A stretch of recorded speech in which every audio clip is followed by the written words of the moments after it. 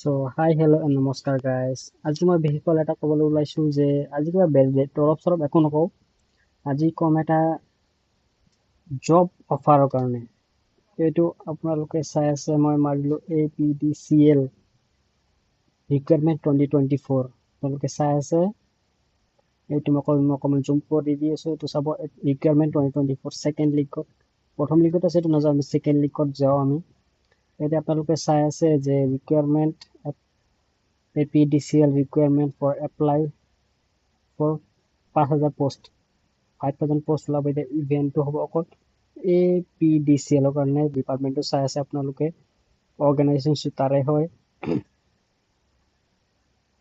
এইটো আপোনালোকে চাই আছে এক্সাম কণ্ডাক্ট কেনেকুৱা হ'ব।